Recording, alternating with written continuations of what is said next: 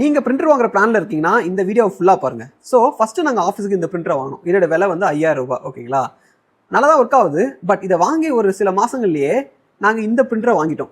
இதோட விலை 24000 ரூபா. இதுக்கு ஒரு முக்கியமான ரீசன் இந்த கார்ட்ரிட்ஜ். இந்த கார்ட்ரிட்ஜுக்குள்ளே 2 ml ஆஃப் இங்க் தான் இருக்கும். ஓகேங்களா, ஆனால் இந்த கார்ட்ரிட்ஜ் விலை வந்து கிட்டத்தட்ட 700 800 ருபீஸ் இருக்கும். 2 mlக்கு 800 ரூபா செலவு பண்ணணும். ஓகேங்களா, அண்ட் இது 800 ரூபா செலவு பண்ணி இந்த கார்ட்ரிட்ஜ் வச்சு எத்தனை பேப்பர் பிரிண்ட் பண்ண முடியும்னா 100 120 பேப்பர் பிரிண்ட் பண்ண முடியும். அப்போனா ஒரு பேப்பருக்கு நம்மளுக்கு கிட்டத்தட்ட 7 ரூபா வருது. 7 ரூபாலேருந்து 8 ரூபா வருது. இந்த பிரிண்டரோடைய இங்க் கார்ட்ரிட்ஜ் இது. ஓகேங்களா, இங்க் பாட்டில். இதில் 100 ml ஆஃப் இங்க் இருக்குது. இந்த 100 ml இங்கை வச்சு இந்த பிரிண்டரால் 7500 பிரிண்ட் எடுக்க முடியும். அண்ட் இந்த இங்க் பாட்டிலோட விலை எவ்வளோ தெரியுங்களா? அதே 800 ரூபா. இந்த ரெண்டுமே சேம் ரேட்டு.